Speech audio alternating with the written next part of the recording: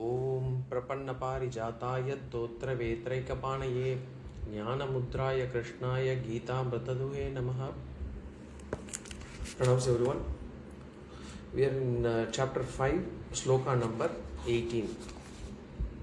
Shri Bhagavan uvacha Vidya Vinaya Sampanne Brahmane Gavihastini Shuni Chaiva Swapakecha Pandita sama-darśinaḥ.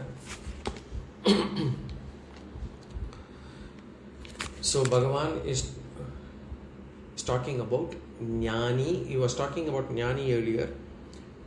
In this 17th Sloka, Bhagavan talked about what are the changes that a Jñāni undergoes, antaranga paripakam, and how he attains videha mukti as a result of this jnana, was what Bhagavan had given in the 17th Sloka.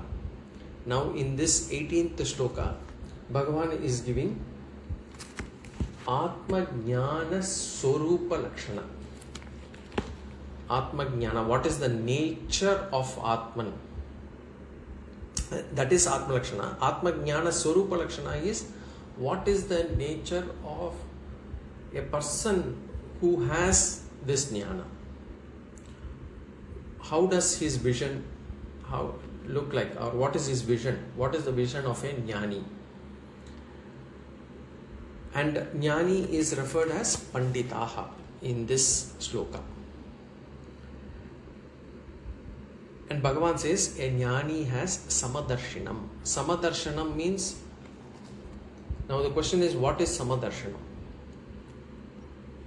We always use those terms, I give equal treatment to everybody. And this concept has been misunderstood also. When we say equal treatment, and some people also claim that, by giving, I have been giving equal treatment to everybody, but it doesn't work out, and therefore I do not follow that anymore as well. And we say we give equal treatment to the helper, but the helper takes advantage of us, all those things. So what is sama-darśinam? Does sama-darśinam means that the eye will see everything as the same? Is that my eyes will see everything as one?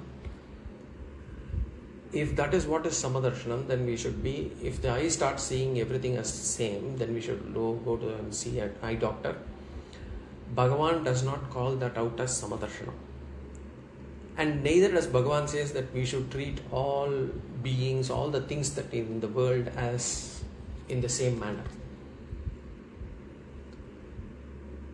Say we buy, for example, we buy a silver ring, say for $100 or 5,000 rupees, and then there is a pair of shoes that we buy for, say, $200 or 7,000 rupees or whatever it is.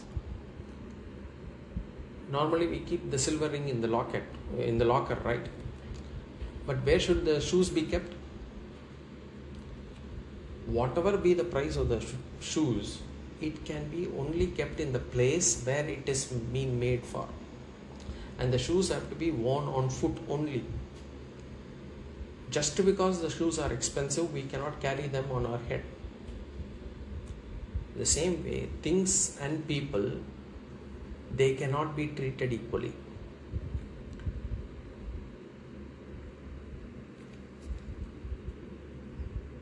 Another way to look at it is, suppose, say,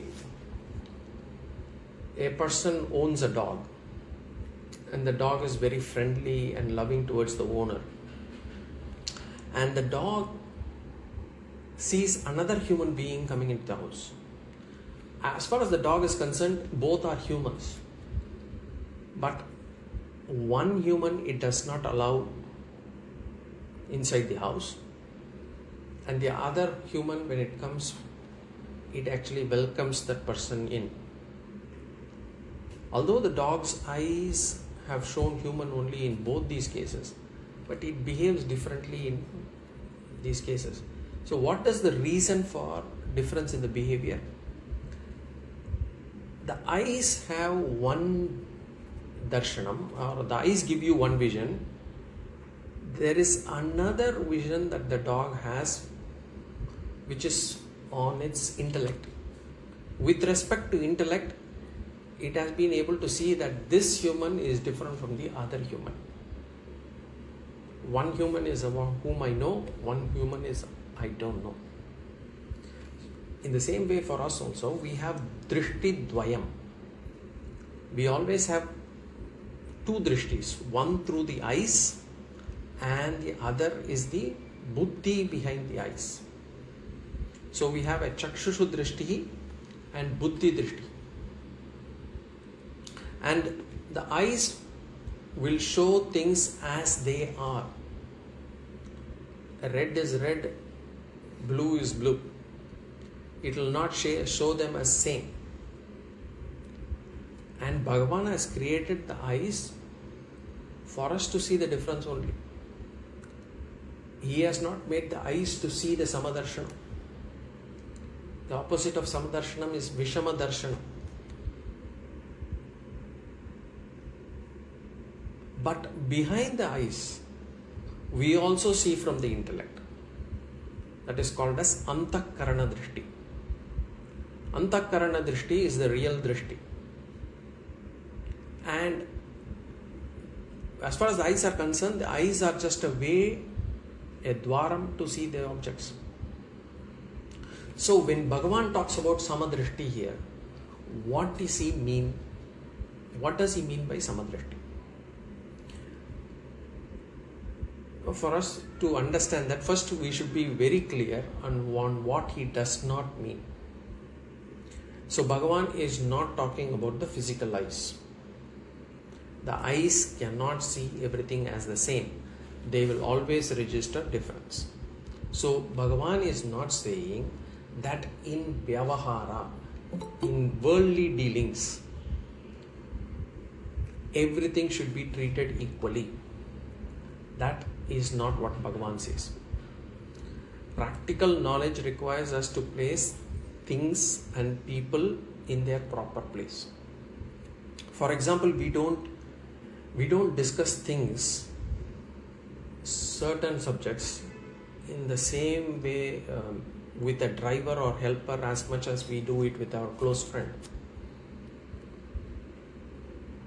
So knowing what to speak, whom to speak, how to interact with each other, with different persons is necessary. The differences, the bheda, they are all essential in vyavahāra, and they come from worldly experience.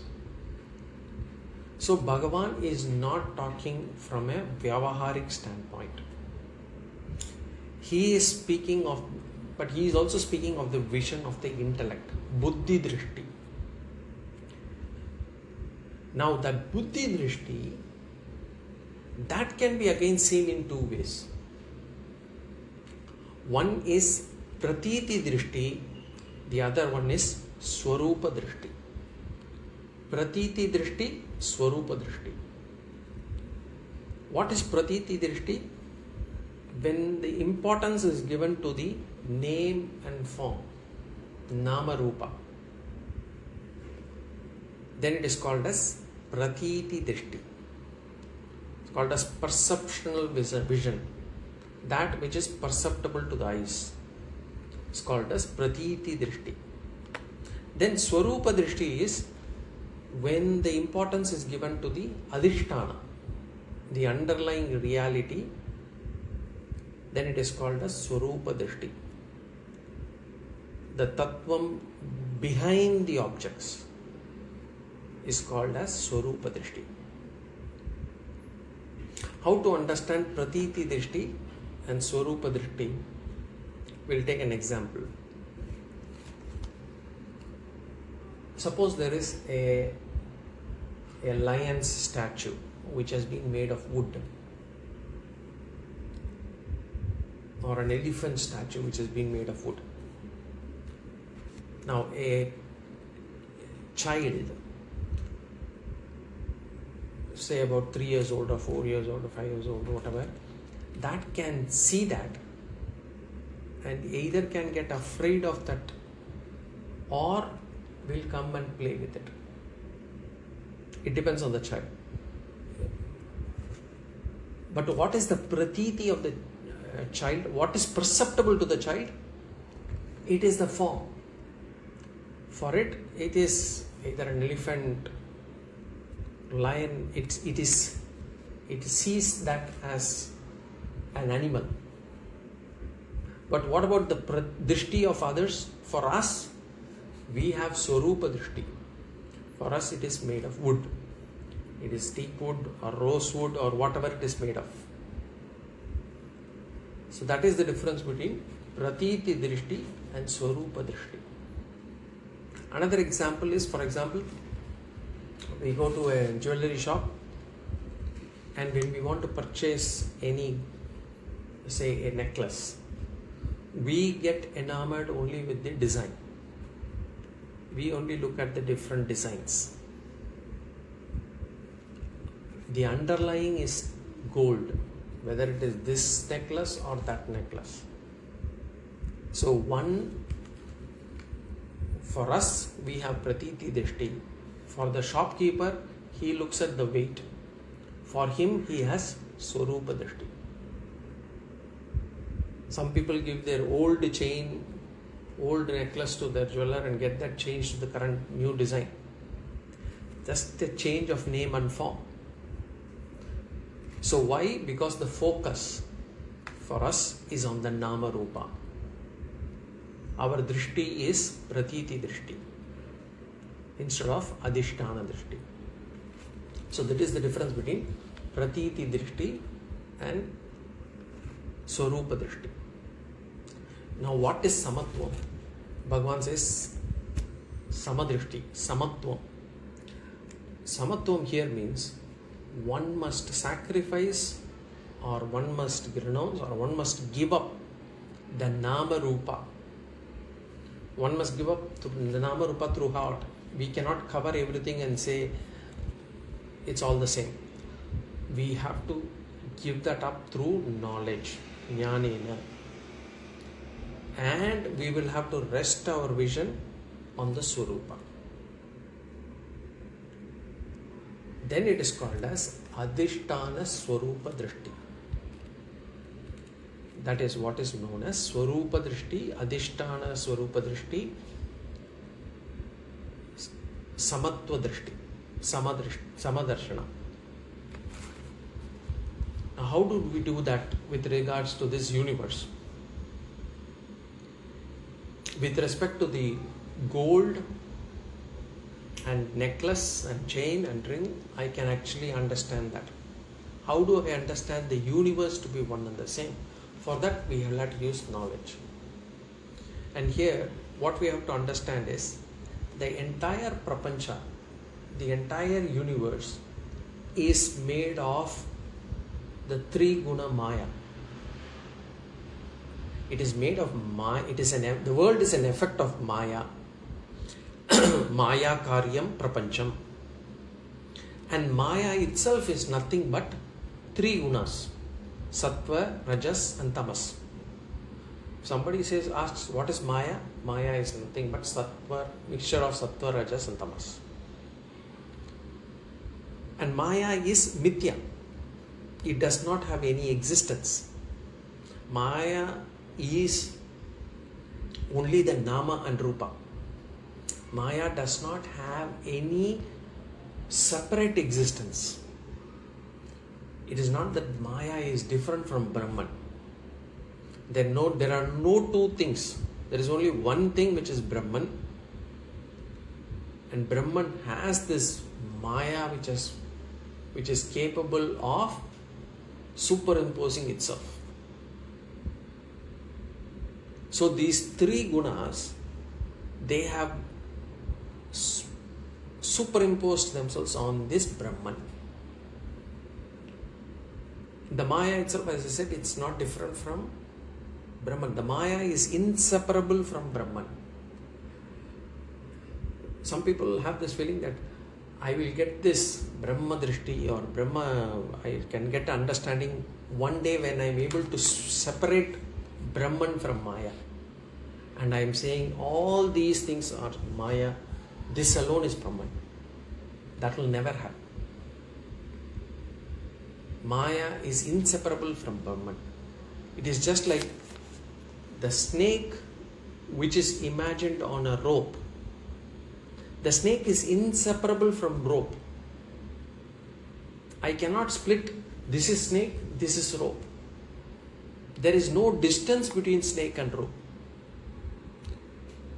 So just as the snake has no separate existence apart from the rope, in the same manner, the sattva, rajas, tamas based nama, rupa, maya is superimposed upon Brahman.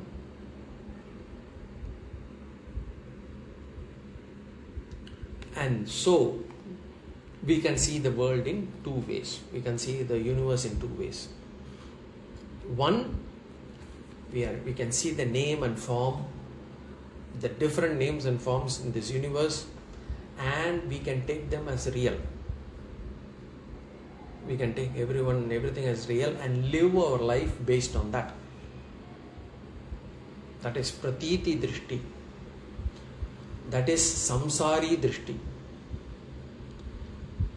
That vision is very attractive because Maya alone has attractiveness. Brahman is not attractive.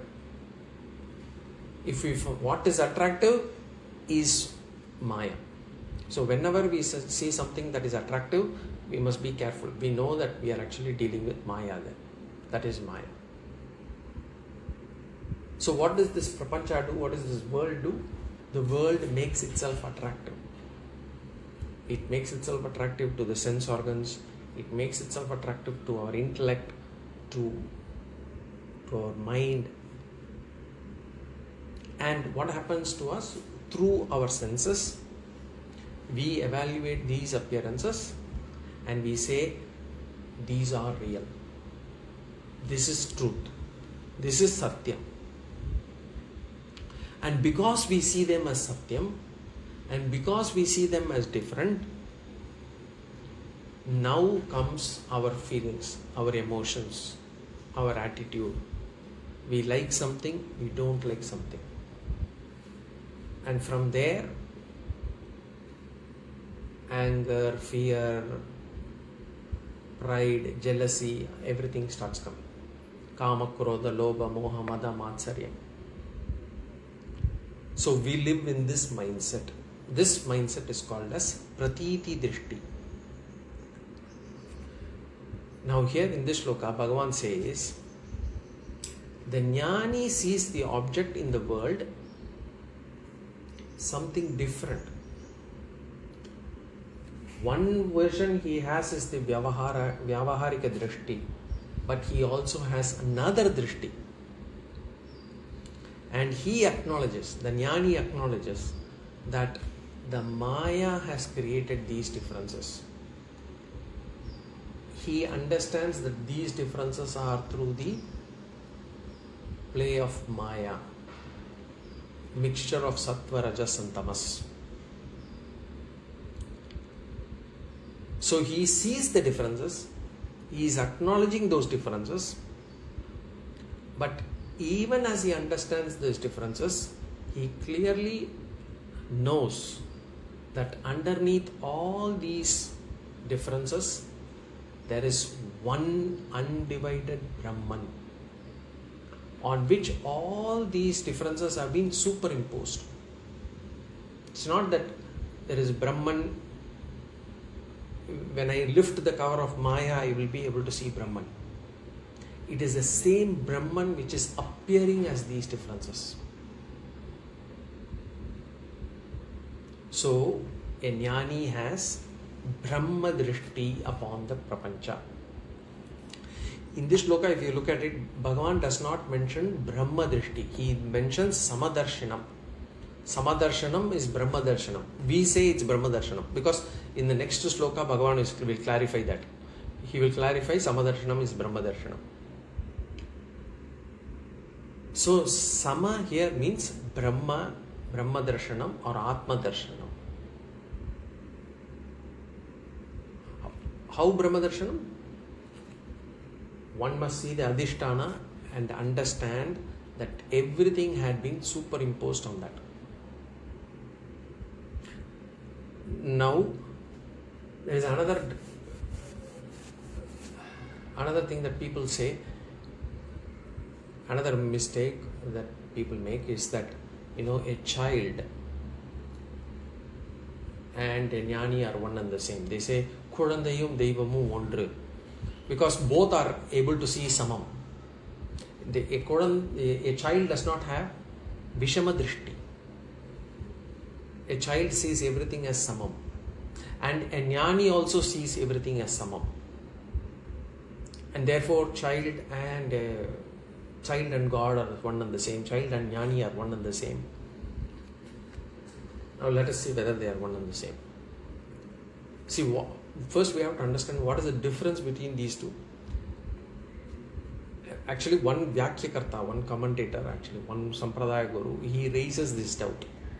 Are the child's vision and the jñāni's vision one and the same? And he answers it. He says, the baby's intellect, the child's intellect or the buddhi, it has not matured enough to see the viṣhama-darśṭi. But what happens, in some days, the child or the baby will get it. So, when the child has the so-called sama-dṛṣṭi,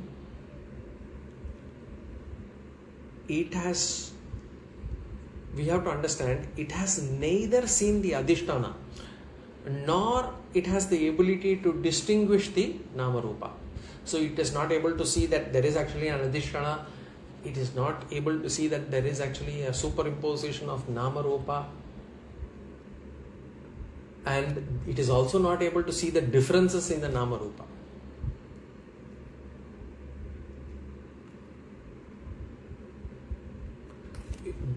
Very small baby, if you actually throw some toys, say some different animal forms made out of, say for example, wood or plastic or whatever you throw at it, the baby will not be able to distinguish the animals. It will be able to see everything as plastic and try to bite it.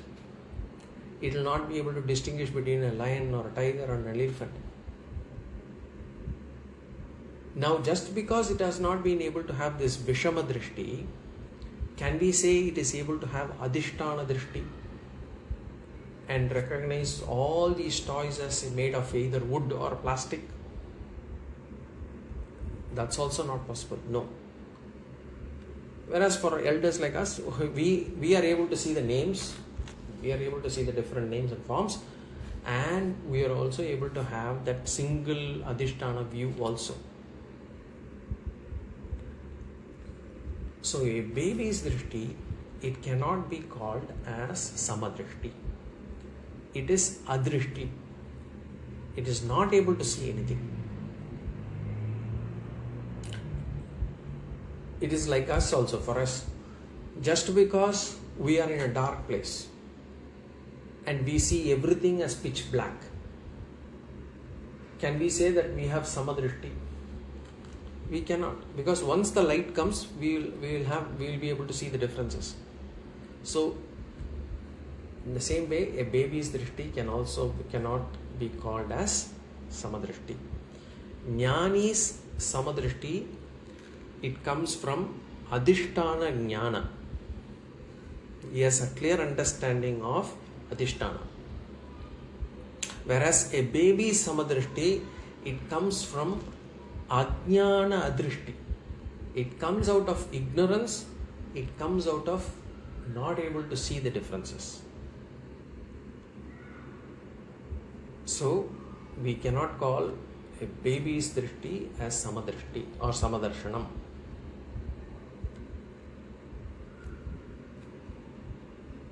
See, the whole prapancha has this adhisthana in Brahman.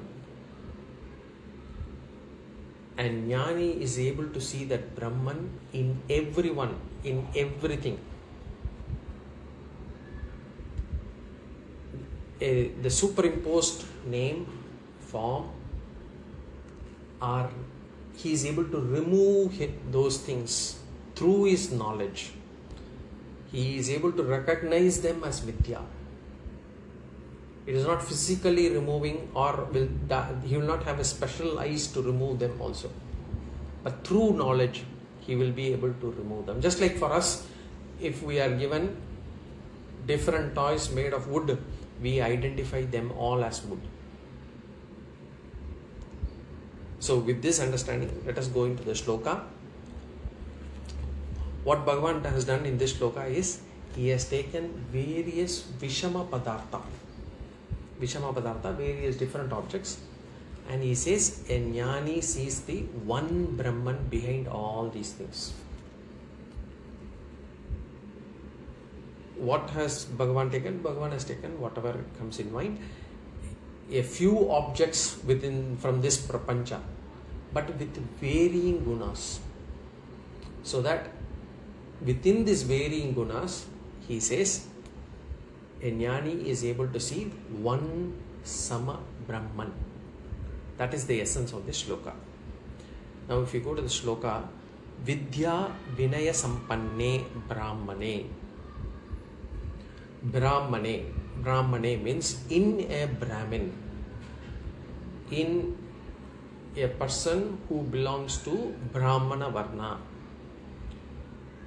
In other words, a cultured person. In a Brahmin, in a Brahmana. Now what sort of Brahmana? Bhagavan says, vidya, knowledge. Knowledge about what? Vedartha jnanam vidya. This person has the knowledge on the entire Vedas. What sort of knowledge will a person have if he has learnt the entire Vedas? Then a person will know what is the goal of life, how to achieve it. He has clear clarity on sadhya, sadhana, jnanam. What is the goal? How to achieve it? He has clear understanding, knowledge. Because only the Vedas will tell us the goal of our life. No other subject, history, math, science, geography, astronomy, anything, none of it will let us know what is the goal of our life. Those subjects will give knowledge about that particular topic. But it's only the Vedas, it's only our Shastras that alone teaches us what is life's goal, or what are life's goals, purusharthas. And not only that, it gives us the means to achieve it. How do we achieve each one of them? The sadhanas also. So this Pandita or Brahmana, sorry, not Pandita, this Brahmana has that knowledge, vidya. Now, usually we see that wherever there is knowledge, there is a side effect of it also, which is that pride, that arrogance, that ego that comes along with knowledge. It is called as a vidya garvam. It's a side effect of knowledge. It is not just that allopathy has side effects. Even some Ayurveda will also have side effects. Knowledge, intellect will also have its side effect. We can see this vidya garvam in ourselves, in others. If we know just a small little thing, we will start feeling that as if nobody can challenge us. Until when? Until we see someone who is more knowledgeable than us. So this vidya has a natural dosha, which is vidya garbam. And along with that vidya garbam, the ahankara also grows along with it. I am an engineer, I am a doctor. That garvam, whenever, or I have knowledge on this Vedanta, I have knowledge on Shastras, or I have knowledge on science. That vidya garbam, that ahankara grows along with it. This garvam can come on account of anything. For example, a garvam can come on account of money. A person can have garvam on account of position that they hold, power they have, garvam on beauty, on youth, But the difference between all these garvam and the vidya garvam is, all these are very temporary. Money can also go, power can go, position can go, youth definitely, beauty definitely. So along with it, the garvam also goes. But knowledge, that is not lost. In Tamil we say, Azhiya Selvam Kalvi. Education is the wealth that never perishes. So, the garvam along with that knowledge, that does not go easily, because it is on account of knowledge. So, what should we do? We should make an effort to remove it. Remove what? Not knowledge. The garvam that comes along with knowledge. It must be removed, it can be removed.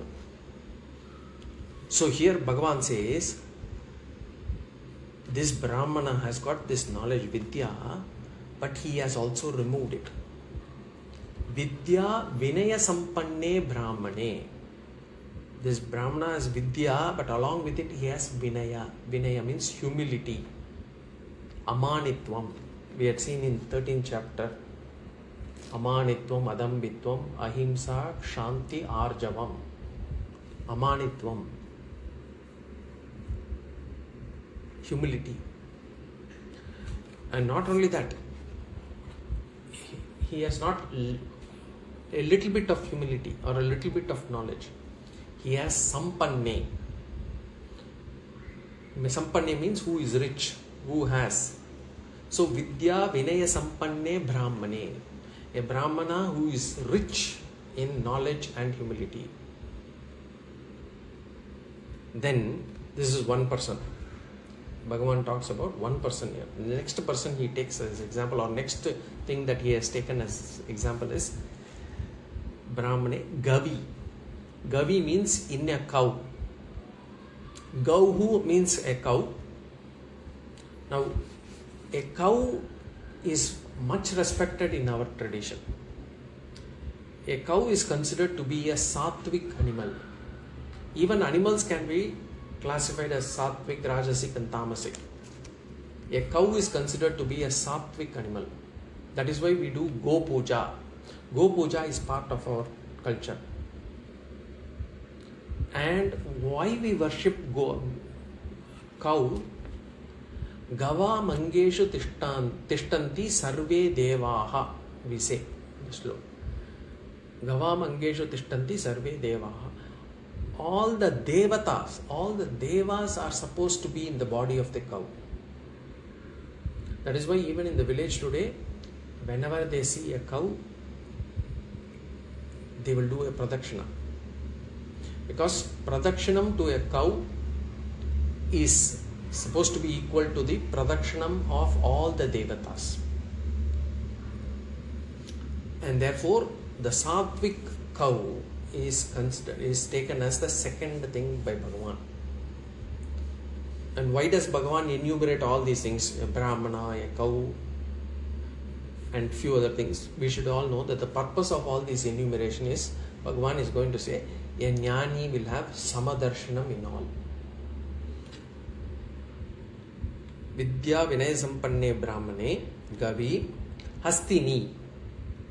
Hastini means in an elephant. Again, elephant is also much respected in our tradition. In the temple festivals, the elephant comes first. Elephant is worshipped as the embodiment of Vinayaka, one who removes all obstacles. Hasti. Hasti means elephant. Hastini means in an elephant. Then the second line, Shuni. Shuni means in a dog. See, among the animals, according to our tradition, the lowest category is Shva. Shva means dog. Dog is considered to be a lower category with regards to the animals. Olden tradition, dogs were not kept at homes. In old tradition, cows were kept at homes. Some rich people who could afford could keep elephants at their homes, but never a dog. But today the situation is different. Nobody keeps cow or elephant, but they keep dogs. And people are attached to dogs also. But anyway, shunihi, in a dog, and all are in 7th vibhakti, in a dog. So first line is all kind of higher category. Second line, Bhagavan says shuni. Then chaiva, shuni chaiva, swapake. Swapake means swapakaha, dog eater. Dog eater is swapakaha. Swapake means in a dog eater. Swapaka means one who cooks and eats dog's meat. So by extension, if we say it refers to someone who is uncultured. He is belonging to the lowest strata of the society. In our culture, even meat eating itself is looked down upon because it involves himsa.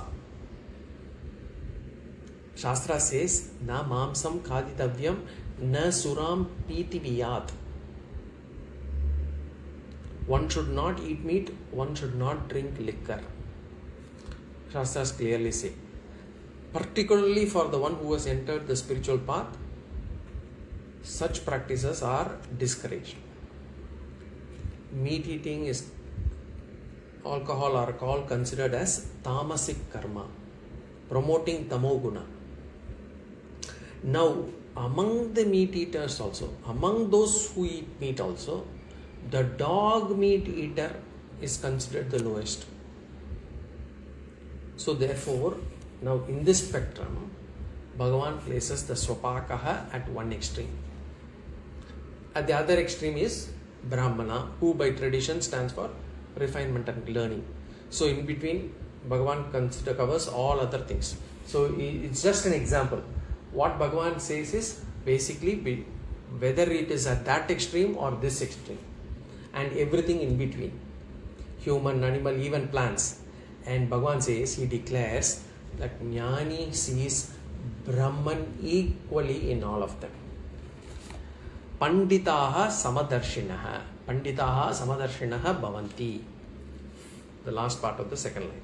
Panditaha means wise people. Jñānīs. Where did we see Panditaha? If you remember, 2nd chapter, 11th Sloka, the first Sloka of Bhagavan's teaching. Asocyan anvasocastvam prajñāvādāmscha bhāṣase gatāsūn na gatāsūncha na anushocanti panditaha. There he said the wise people do not have any sorrow. They do not grieve. The same people. There also Panditaha means Jñānīs. Here also Jñāni. Panditaha sama-darśinaḥ. The Jñānīs see the same Brahman. So this is the Atma-jnana svarūpam. The jnana that a person attains is such that in a world which is full of viṣhama-darśṭi, they are able to have a sama-dṛṣṭi. So the Jñānīs see the Brahman in what? In a Brahmin who has knowledge and humility, in an elephant, in a dog, and in a dog eater. Not just this, in everything. They do not have any bheda buddhi. They are beyond superior or inferior. Now this, as I said, the sama-darśanam or sama-dṛṣṭi has to be understood carefully. What it means is that when a Jñāni sees a Brahmana and a dog eater, he is able to see the Brahman which is beyond these gunas. Now, having said that, some people may get confused or may understand this wrongly. So, Shankara Bhagavad Gita, he raises a question as if it is our doubt and then explains and answers that also. In Vedas, in our Shastras, in our Vedas, it is said that in a court, in a king's court or in a public place or in a place, if there is a person who has read all the 4 Vedas, and then there is also another person who has read just one Veda. So here is a person who has understanding of 4 Vedas, here is a person who has read and understood only one Veda.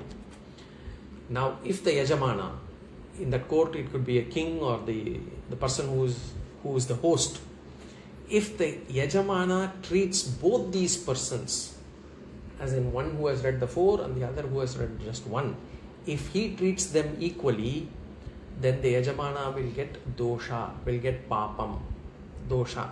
This is mentioned in the Karma Kanda of the Vedas. So Shankara Bhagavad-pada's question is, when the Karma Kanda of the Vedas have said that even within Brahmanas, one who has read more should be treated differently than the one who has read less, then how come here it is said that a dog eater and a Brahmana should be seen as samam? That is the question that he asks. And he answers. He says, in Karma Kanda, everyone should be treated based on their gunas, through the bheda-dṛṣṭi only. In Karma Kanda means in laukika vyavahāra, we have to treat them differently. But once coming to Jnana Kanda, the sattva guna in a Brahmana and the tamo guna in a dog eater, both are only manifestations of Maya. And Brahma Tattva is beyond Maya. So after coming to Vedanta, to a jñāni, these differences do not hold good. For a jñāni should have Brahma-dṛṣṭi, which is beyond the 3 gunas. In vyavahāra, even that jñāni would maintain the difference. But for him, within himself, he understands there is only one Brahman. For example, when we are having a ritual at home, a Brahmana who is well read should be respected more, given more dakshana than who is less read. But heart of heart, in our inner vision, in our subconscious mind, we should understand that the whole world is only Brahma Swarupa. But it is seen as various names and forms. So the sama-darśinam is very subtle. It cannot be seen through the eyes, but it can be an attitude within oneself. For example, a police officer can do his duty with sama-darśinam. He can have a sama-darśinam and yet he can do his duty. A sannyasi can live his life with sama-darśinam. But whether that person has sama-darśinam or not, another person will not be able to find it. May not be able to recognize it. Because it is an extremely subtle dṛṣṭi. It is an attitude.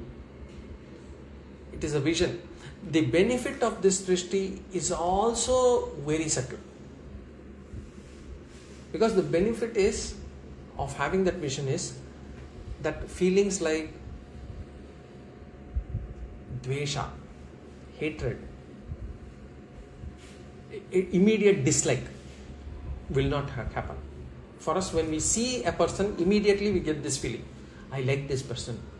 On seeing the person itself, I don't like this person. I dislike that person. That attitude will not come. There will be no kama. There will be no krodha. There will be no bhaya. There will be no fear. Because it is not about, we have to understand, it is not about outwardly showing to others that, I treat all the same, I respect everyone as the same. It is not about making a social statement here.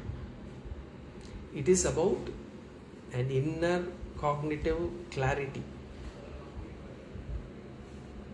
Clarity that there is only one Brahman in the world. There is only Brahman in the world.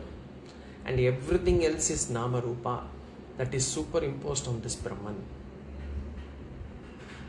That is why we have this beautiful story of Bhagavad Pada and the Chandala.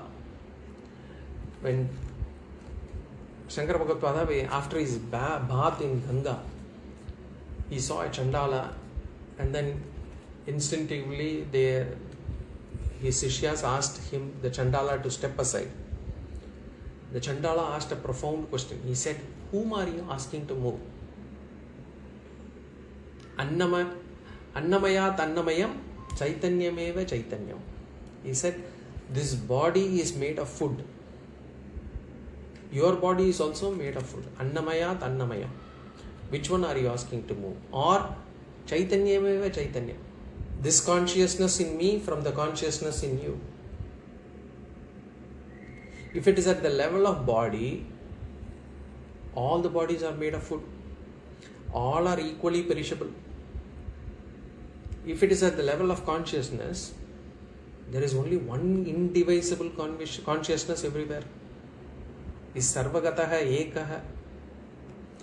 Then where then is the difference? So these words, it struck Acharya. He immediately composed the Manisha Panchakam.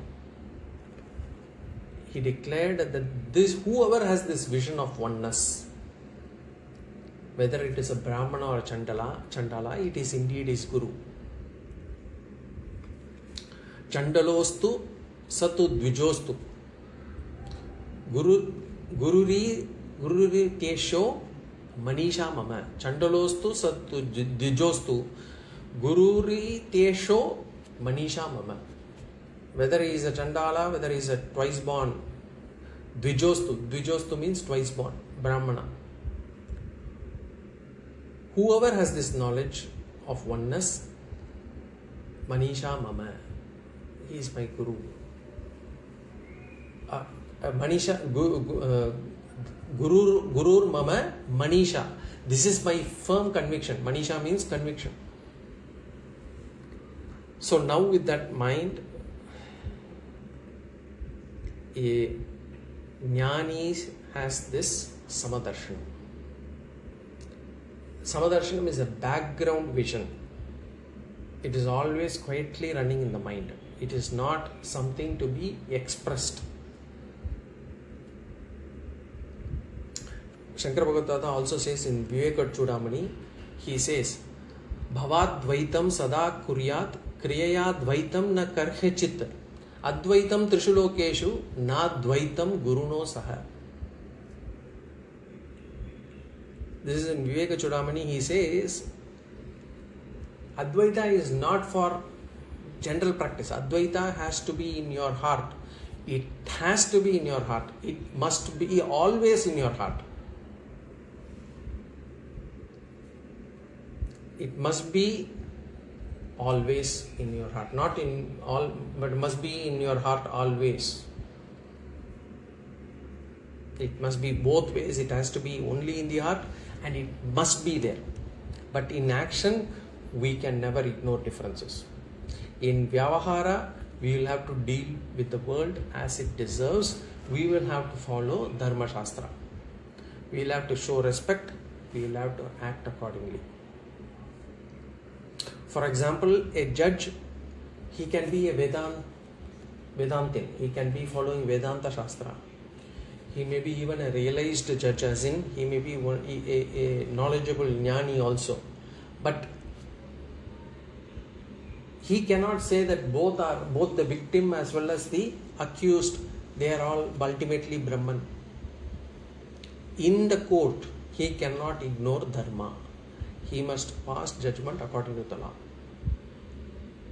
Similarly, a Jñāni responds to each situation appropriately, depending on what it requires. Sama-darśinam, it remains steady in the background. Just like, how do you recognize this sama-darśinam and this one? You remember the shopkeeper in the jewelry store. He will be able to show you the best design, everything. You want bangle, he will be able to show you bangle. Ring, yes, necklace, chain, all. At the same time, internally, he will be calculating only what is the gold's weight. So you will have both the darshanas. So in the same way, the jnāni sees all the things as Brahman, even while interacting with these worlds, with these things in the world, according to whatever they require. So drishti here means atma-dṛṣṭi, adhisthana-dṛṣṭi. And from that angle, the jnāni see the entire prapancha as samam. If you remember, Bhagavan had already called this out, how that a jnāni's vision is different from ajñāni's vision. In the second chapter, 69th sloka, Bhagavan said, Yanisha sarva bhutanam tasyam jagrati samyami yasyam jagrati bhutani sa nisha pashyato munehe. Where he said there, what is night for the ajñānis is the day for jñāni, and what is the day for an ajñāni is the night for the jñāni. So if we ask ourselves, I don't see everything as samam, I clearly see everything as different, everything as vishamam, Bhagavan agrees. He says, yes, that is the standpoint of an ajñāni. For the ajñāni, dvaita buddhi, difference, division, it is as clear as daylight. But for the jnāni, that very same dvaita, it is like darkness. Instead, he sees the Brahma tattva shining within the dvaita prapancha. For him, it is very clear as daylight that the adhisthana is Brahman. It is only one Brahman. The dvaita is almost like darkness. So, what Bhagavan is saying is that within this prapancha, it is full of names and forms. A jnāni has Brahma-darśanam, which is the adhisthana-darśanam of all names and forms. Now that is the benefit of this jnana, that is the jnana svarūpa. Now we'll go to the next sloka. Now before I go to the next sloka, are there any questions?